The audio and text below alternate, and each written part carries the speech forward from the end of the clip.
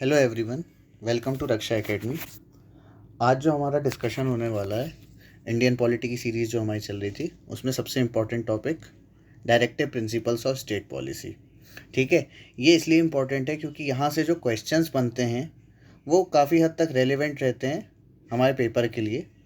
क्योंकि कारण ये होता है कि यहाँ से सीधे आर्टिकल्स आते हैं और पुराने कुछ जजमेंट्स आते हैं जो कि फंडामेंटल राइट्स और डायरेक्टिव प्रिंसिपल्स को लेके रहते हैं, तो उन्हीं के बारे में हम बात करेंगे। तो अगर देखा जाए तो डायरेक्टिव प्रिंसिपल्स जो हैं वो मेनली कहाँ से कहाँ तक एन्यूमरेटेड हैं। सबसे पहले part 4 of the Indian constitution. ठीक है, पिछले लेक्चर में हमने अबाउट द पार्ट 3 देखा था, मतलब फंडामेंटल राइट्स के बारे में। ठीक है, उसमें आर्टिकल 12 से लेके आर्टिकल 35 था। यहाँ कहाँ से लेके कहाँ तक देखेंगे तो आर्टिकल नंबर 36 से लेके 51 तक। तो एक क्विक फैक्चुअल रिवीजन की तरह होगा ताकि आपको बहुत सारे पॉइंट्स इजीली समझ में आ जाए। बात करें अगर तो डॉक्टर B.R. अम्बेडकर ने जो है इनको, मतलब डायरेक्टिव प्रिंसिपल्स को, novel feature of the Indian constitution कहा था। ठीक है, directive principles along with fundamental rights, ठीक है, ये दोनों ही जो हैं वो पूरे के पूरे कॉन्स्टिट्यूशन की फ़िलॉसफी को एक साथ रखते हैं, इसलिए इनको कहा जाता है soul of the Indian constitution. ठीक है, लेकिन हमने आर्टिकल 32 के बारे में भी दिखा था, वो भी सोल है इंडियन कॉन्स्टिट्यूशन का। तो अलग अलग बेसिस पे याद रखिएगा क्योंकि यही कुछ फैक्चुअल चीज़ें होती हैं। फीचर्स की अगर बात करें तो देखिए, कॉन्स्टिट्यूशन की तरफ से एक इंस्ट्रक्शन होते हैं किसको, स्टेट को। अब आप स्टेट में राज्यों को, मतलब मध्य प्रदेश, उत्तर प्रदेश, उससे कंफ्यूज मत होइएगा। यहाँ पे पूरा इंडियन स्टेट की कंबाइन यूनिफाइड तरीके से बात करी गई है। ठीक है, किस तरीके से लेजिस्लेटिव, एग्जीक्यूटिव और एडमिनिस्ट्रेटिव मैटर्स में गाइडेंस रहेगी एक तरीके की। देखिए, ये जो है इनको कहाँ से लिया गया है मेनली, तो इंस्ट्रूमेंट ऑफ इंस्ट्रक्शंस ये कहाँ पर पाए गए थे, government of India act of 1935। Indirectly इसको भी सवाल की तरह पूछा जा सकता है। ठीक है, इसमें आगे क्या बोला गया है, तो they promote social and economic democracy, इसलिए इसमें कौन सा कॉन्सेप्ट आता है, वेलफेयर स्टेट का। ठीक है, स्टेट्स के बारे में पढ़ा जाता है, वेलफेयर स्टेट होता है, पुलिस स्टेट होता है, फिलेंथ्रोपिक स्टेट होता है। ठीक है, वेलफेयर स्टेट क्या होता है, जहाँ पर सिटीज़न के वेलफेयर के बारे में सोचा जाए गवर्नेंस के रूप में, उसको कहा जाता है वेलफेयर स्टेट। इसके बाद they are fundamental in the governance of the country. और आगे क्या है, so they are non justiciable. हमने फंडामेंटल राइट्स में देखा था रिट्स इशू करती थी सुप्रीम कोर्ट या फिर अदर हाई कोर्ट्स। ठीक है, लेकिन ये जो है नॉन जस्टिशिएबल होते हैं, मतलब आप इसके एप्लीकेशन के लिए किसी भी कोर्ट पर नहीं जा सकते हैं। यूनियन और स्टेट दोनों ही गवर्नमेंट्स को ये अप्लाई करता है। ठीक है, और जो सभी स्टेट की डेफिनेशन में आते हैं वो सभी इसके अंदर आते हैं। ठीक है, अगर हम बात करें क्लासिफिकेशन, तो जो डायरेक्टिव प्रिंसिपल्स हैं वो बेसिकली 3 ब्रॉड कैटेगरीज में डिवाइड किए गए हैं। सबसे पहले कुछ ऐसे प्रिंसिपल्स आते हैं जो सोशलिस्टिक होते हैं नेचर में। ठीक है, इसके बाद गांधीयन फिलॉसफी के प्रिंसिपल्स और साथ ही साथ लिबरल इंटेलेक्चुअल प्रिंसिपल्स। ठीक है, चलिए अब हम सबको एक साथ देखेंगे। बात की जाए अगर सोशलिस्टिक प्रिंसिपल्स की, तो ये सोशलिज्म की आइडियोलॉजी के ऊपर वर्क करते हैं। ठीक है, मेनली इनका फ्रेमवर्क डेमोक्रेटिक सोशलिस्ट स्टेट के लिए रहता है, जहाँ पर सोशल इकोनॉमिक जस्टिस के बारे में बात की जाती है वेलफेयर स्टेट को बनाते समय। ठीक है, इसके तहत सबसे पहले आता है आर्टिकल, देखिए यहाँ तो आर्टिकल 38 से शुरू है, लेकिन आर्टिकल 36 में क्या है, तो स्टेट की डेफिनेशन दी हुई है। और आर्टिकल नंबर 37 में क्या है, तो वहाँ पर बताया गया है कि ये जो भी directive principles of state policy हैं, इनका किसी भी कोर्ट में एप्लीकेशन नहीं होगा। ठीक है, तो ये बहुत बेसिक सी बातें दी हुई है आर्टिकल 36 और 37 में। आते हैं आर्टिकल नंबर 38 में। ठीक है, अब आर्टिकल 38 में क्या दिया हुआ है, to promote the welfare of the people by securing social order permeated by justice, जो कि कैसा होगा, social, economic and political, to minimise inequalities in income, status, facilities and opportunities. इसका मतलब ये होता है वेलफेयर स्टेट के कॉन्सेप्ट को बिल्ड करना, जो कि आर्टिकल नंबर 38 में दिया हुआ है। साथ ही साथ इनइक्वालिटीज़ को भी कम करना, किसके बेसिस पे, इनकम में जो होती है, स्टेटस में, फैसिलिटीज, सुविधाएं, और साथ ही साथ अपॉर्चुनिटीज़ मतलब अवसर। नेक्स्ट आर्टिकल पर चलते हैं, आर्टिकल नंबर 39। ठीक है, आर्टिकल 39 के अंदर 6 सब पार्ट्स हैं। ठीक है, सबसे पहले जो है एडिक्वेट मीन्स ऑफ लाइवलीहुड सभी सिटीजन्स को सिक्योर करना। उसके बाद क्या बोला गया है, equitable distribution of the material sources for the community for common good. ठीक है, मतलब इक्वल डिस्ट्रीब्यूशन की बात करी गई है। ठीक है, आगे क्या बोला गया है, prevention of concentration of wealth. कोई भी इंसान एक ही जगह वेल्थ को एक्यूमुलेट करके नहीं रखेगा, सोसाइटी के बेटर यूज़ के लिए यूज़ होनी चाहिए। डी में कहा गया है equal pay for equal work for both man and women. ठीक है, इसी के तहत लेबर लॉज की अगर बात करें तो इक्वल रिम्यूनरेशन एक्ट 1976 आया था। ठीक है, preservation of the health and strength of workers and children against forcible abuse. ठीक है, और साथ ही साथ opportunities for healthy development of children. तो यहाँ पर भी चिल्ड्रन के लिए बात करी गई है, लेकिन एक यूनिक आर्टिकल भी दिया हुआ है इसके अंदर जो सिर्फ और सिर्फ चिल्ड्रन से रिलेटेड है। तो ये आर्टिकल 39 हो गया जिसके 6 सब क्लॉज थे। ठीक है, आगे बढ़ें अगर, अब आता है आर्टिकल 39 कैपिटल ए। अब मैंने बताया था जब भी ऐसा कुछ आए मतलब ये किसी अमेंडमेंट से जोड़ा गया। सो हम सारे अमेंडमेंट्स जो भी जोड़े गए थे उसकी लास्ट में एक डिस्कशन कर लेंगे। सो आर्टिकल 39 ए क्या कहता है, to promote equal justice and to provide free legal aid to the poor. ठीक है, मतलब अगर किसी को कोर्ट के अंदर वकील की ज़रूरत हो और वो हायर नहीं कर सकता है प्राइवेट एडवोकेट्स को, ऐसे में गवर्नमेंट की ड्यूटी बनेगी कि उनको फ्री लीगल एड प्रोवाइड की जाए। ठीक है, और ये इम्प्लीमेंट भी होता है। आर्टिकल नंबर 41 जो है ये लाइन से इसलिए नहीं है क्योंकि अभी हम सोशलिस्टिक में चल रहे हैं। ठीक है, तो आर्टिकल 41 कहता है to secure the right to work, education and to public assistance in case of unemployment, old age, sickness and disablement. ठीक है, ये एक इम्पॉर्टेंट आर्टिकल है। क्यों?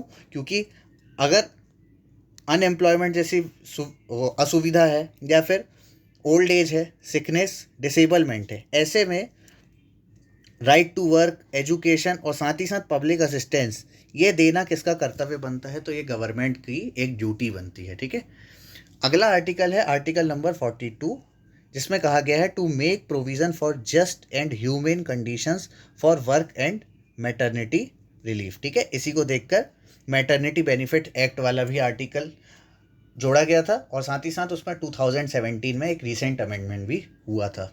ठीक है, अगला आते हैं आर्टिकल नंबर 43 में। आर्टिकल नंबर 43 क्या कहता है, to secure a living wage. ठीक है, living wage, decent standard of life and social and cultural opportunities to all the workers. Usually जो है इन सारे आर्टिकल्स को सिर्फ और सिर्फ हमको याद रखना है ताकि अगर पेपर में सीधा सीधा पूछ लिया जाए कि आर्टिकल 43 किससे रिलेटेड है, 42nd किससे रिलेटेड है। ठीक है ना, सब क्लॉज पूछ लिए गए तो थोड़ा सा एक बेसिक आइडिया होना चाहिए। ठीक है, आर्टिकल नंबर 43A जो है वो बात करता है to take steps to secure participation of workers in the management of industries. ठीक है, कार्ल मार्क्स के सिद्धांत की बात करें तो उनकी भी ऐसी बात थी कि इंडस्ट्रीज में वर्कर्स का भी बेसिकली पार्टिसिपेशन होना चाहिए। ठीक है, तो ये सारे सोशलिस्टिक प्रिंसिपल्स ही चल रहे हैं। फिर आर्टिकल 47 में अगर बात की जाए, to raise the level of nutrition and standard of living of people and to improve public health. ठीक है, इसलिए बहुत सारी चीज़ों को भारत सरकार जो है काफ़ी केयरफुली ऑब्जर्व करने के बाद कि कोई एडल्ट्रेशन जैसी चीज़ तो नहीं हो रही, उसके बाद ही मार्केट में आने देती है। इसके बाद अब आते हैं हम गांधीयन प्रिंसिपल्स में।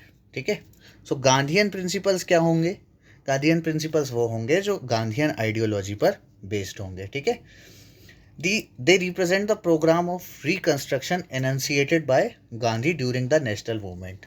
ठीक है, in order to fulfill his dreams some of his ideas were included. चलिए देख लेते हैं कौन कौन से आर्टिकल्स में जोड़े गए हैं। तो सबसे पहले है for most important article number 40। ठीक है, इसमें क्या बात करी गई है, to organise the village panchayat to function as unit of self government. Gandhi ji का सबसे पहला ही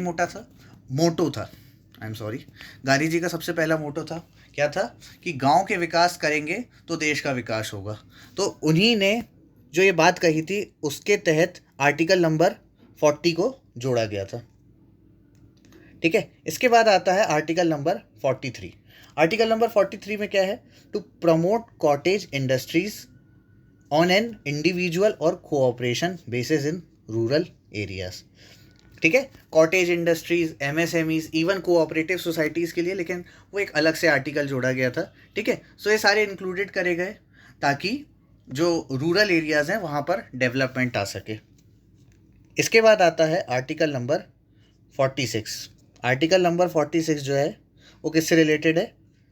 to promote the educational and economic interest of SC ST and other weaker section of the society and to protect them from the social injustice and exploitation। ठीक है, ये कहीं ना कहीं direct way में आर्टिकल नंबर 15 और 16 के अंदर जो हैं दिए गए हैं फंडामेंटल राइट्स में। ठीक है, बढ़ावा देना एजुकेशन और economic interest SC ST and other weaker sections के। आर्टिकल नंबर 47 जो है वो क्या कहता है? To prohibit the consumption of intoxicating drinks and drugs which are injurious to health. So इसका भी हमें ख्याल रखना है। आर्टिकल नंबर 48 में ये बात कही गई है to prohibit the slaughter of cows. ठीक है, उसके अलावा other milch draught cattle to improve their breeds. ठीक है, इसके लिए राष्ट्रीय गोकुल ग्राम मिशन भी चलाया गया मोदी गवर्नमेंट द्वारा 2014 में। ठीक है, इस चीज़ को इम्प्लीमेंटेशन में लाने के लिए। सो अगर हम देखेंगे कि कॉन्स्टिट्यूशन में कोई वैलिड रीज़न नहीं दिया है जस्टिफाई करने का DPSP को, लेकिन कहीं ना कहीं भारत सरकार ने अलग अलग समय पे ऐसे कुछ कानून या लॉज बना दिए हैं जो कि इन directive principle of state policy को इम्प्लीमेंट करवाती है। ठीक है, इसके बाद आते हैं कौन से? Liberal intellectual principles. ठीक है, काफ़ी लिबर्टी से रिलेटेड ये आर्टिकल्स रहते हैं इसमें जो आर्टिकल्स हैं उसमें कौन सा है सबसे पहला? So article number 44। देखिए, to secure to all citizens a uniform civil code throughout the country. हम देखते हैं हमारे देश में वेरियस रिलीजन्स हैं। ठीक है, सब में मैरिजेस की प्रक्रिया अलग अलग होती है और ऐसे में उनके पर्सनल कानून भी होते हैं, जिसके तहत भारत सरकार का ये एक मेन मोटो है। स्पेशली अगर मैं मोदी गवर्नमेंट की बात करूँ तो उनका मैनिफेस्टो का भी एक इम्पॉर्टेंट सेंटेंस है कि उनको यूनिफॉर्म सिविल कोड इम्प्लीमेंट करना है भारत में। अगर हम देखें प्रीवियस ईयर्स में, सो 1955 के आसपास हिंदू कोड बिल जो है वो एक्टिवेट हुआ था, जो कि इसी से रिलेटेड था। ठीक है, रिसेंटली 2019 में ट्रिपल तलाक बिल भी जो आया था वो भी आर्टिकल नंबर 44 से रिलेटेड था। लेकिन एक यूनिफॉर्म लॉ चाहिए जो इन सबको अम्ब्रेला लेजिस्लेशन के तहत इम्प्लीमेंट करवा सके। आर्टिकल नंबर 45 की बात करें तो ये क्या कहता है? To provide early childhood care and education for all children until they complete the age of 6 years. तो मैंने कहा था एक यूनिक आर्टिकल दिया हुआ है अलग से जो कि सिर्फ चाइल्डहुड केयर के बारे में बात करता है। इसको भी इम्प्लीमेंट करवाने के लिए आर्टिकल नंबर 21A जो कि 86th अमेंडमेंट एक्ट 2002 के तहत आ गया था। ठीक है, बात करें आर्टिकल 48 की। आर्टिकल 48 क्या कहता है? To organise agriculture and animal husbandry on modern and scientific lines. ठीक है, अगर आप एग्रीकल्चर करो, एनिमल हस्बेंड्री का काम करो तो वो कुछ इस तरीके से होना चाहिए कि मॉडर्न वेज में होना चाहिए सबसे पहली बात तो, और साइंटिफिक वेज में।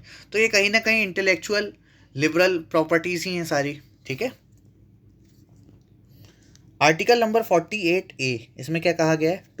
To protect and improve the environment and to safeguard forest and wild life. ठीक है, मतलब पर्यावरण के संरक्षण से रिलेटेड है, तो इसको आप इन्वायरमेंट के बेसिस पे इस आर्टिकल को आप याद रख सकते हो। ठीक है, आर्टिकल 49 कहता है to protect objects, places and monuments of historical interest and national importance. ठीक है, हम देखते हैं कि हमारे आसपास जो भी हिस्टोरिकल मोनूमेंट्स, ठीक है, धरोहरें बनी रहती हैं, उसको हम किस तरीके से वहाँ पर जो करके आते हैं वो बिल्कुल एम्बैरेसिंग रहता है। ठीक है, क्योंकि कंट्री के लिए, क्योंकि यहाँ पर सबसे ज़्यादा टूरिस्ट आते हैं। ठीक है, और अगर वो ये सब देखेंगे कि किस तरीके से प्रोटेक्ट किया जा रहा है तो काफ़ी एक इम्पैक्टिंग व्यू रहता है।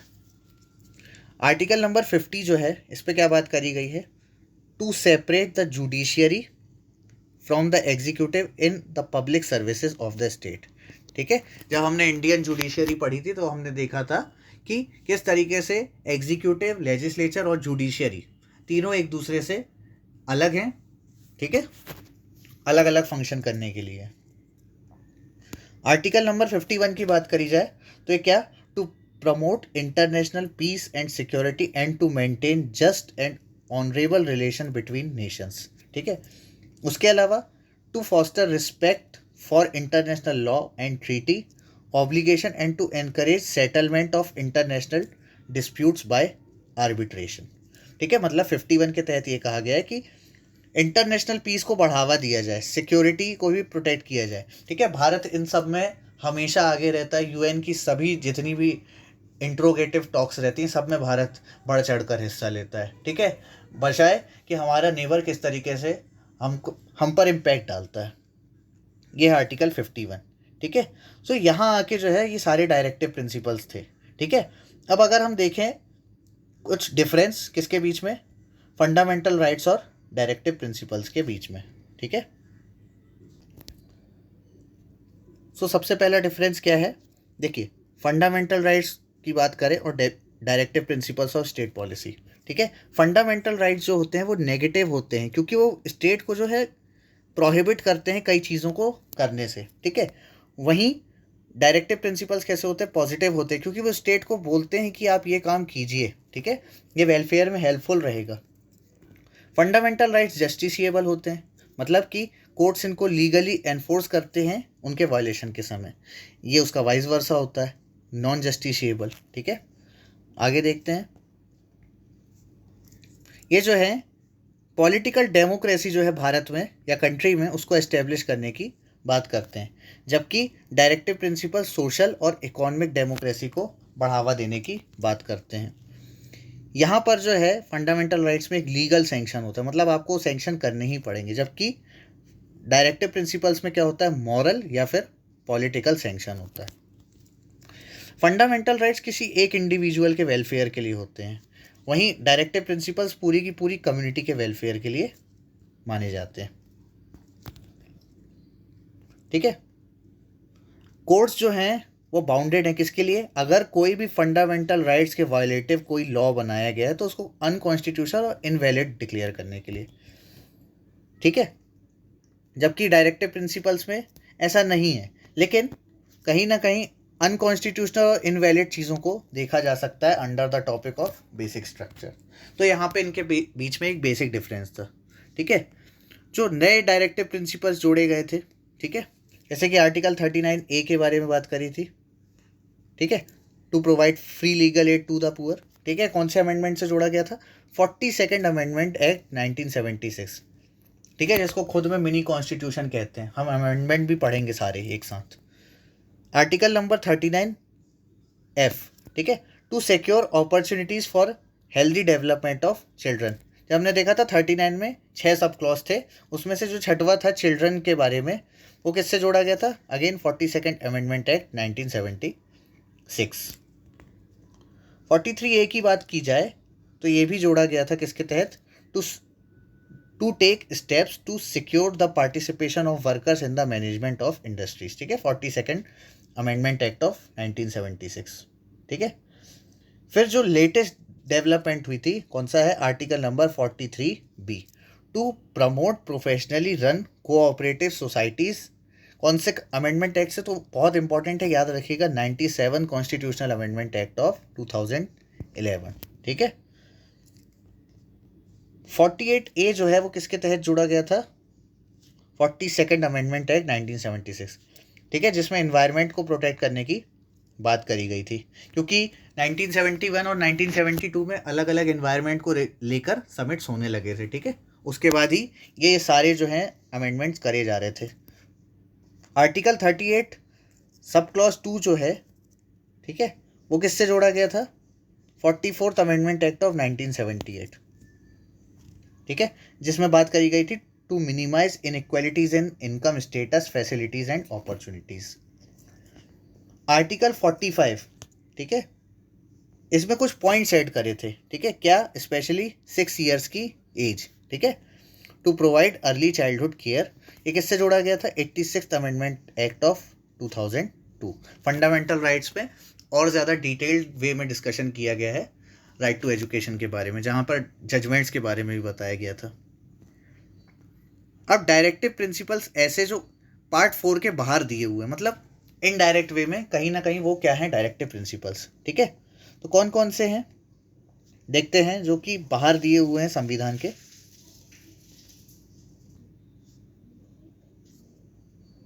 देखिए, जैसे कि claims of members of scheduled caste scheduled tribes will be taken into consideration consistent with maintenance of efficiency in administration in the appointment to public service, ठीक है। कहाँ पर दिया हुआ है? आर्टिकल नंबर 335 में दिया हुआ है, ठीक।